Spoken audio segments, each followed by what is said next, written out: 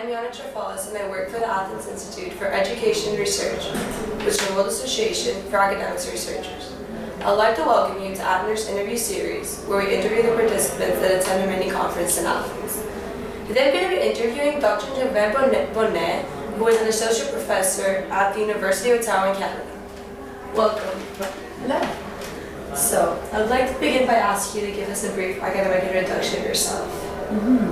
Well, I've been studied for a long time. I have different degrees. So I have a Bachelor of Arts, specialization in communication from the University of Ottawa. I have a Bachelor in Journalism from the University of King's College in Halifax. I have a Master's in Business Administration from the Université du Québec à Montréal, an MBA, and a PhD from McGill in communication. And then after that, I actually went back and did a Bachelor in Education because it's something I'm very passionate about, pedagogy and otherwise. So I've done that while working at the university. Okay, so what's your current major area of research? I'm currently studying policy, broadcasting policy specifically, and looking at the lived experiences of people. So how policy works out in the real world, if you want, not just on paper, but what are the effects of these different policies. Okay. So tell us a few words about your presentation at the conference. This year I presented on community or media, particularly community radio, looking at it was a phase 3 of a 3-part project. So I was here presenting the representations of people in community media.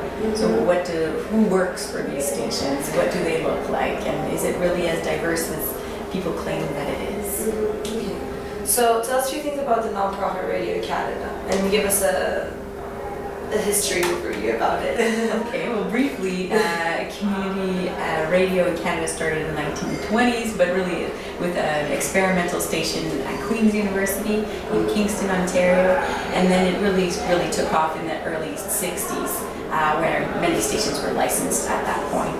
But there are stations that are not-for-profit, generally speaking, and run by volunteers, governed by volunteers mostly. And that's part of what my study is looking at. Is it really the volunteers who govern the stations? But that's another issue. Is it? Depends which stations. So there's some that have, there are a lot of volunteers, so most stations have volunteers on their boards. They have to because of the new policies and regulations.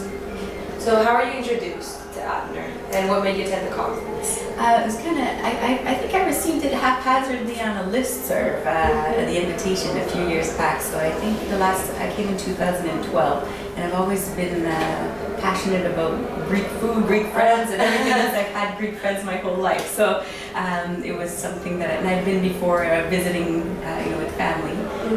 And so then I said this would be a great conference to attend, and I loved my experience, and so I came back this year. Nice, very nice. Glad to have you here. Thank you. So tell us a few things about the higher educational system in Canada, and what do you think are the advantages and disadvantages? I think it's a pretty decent system.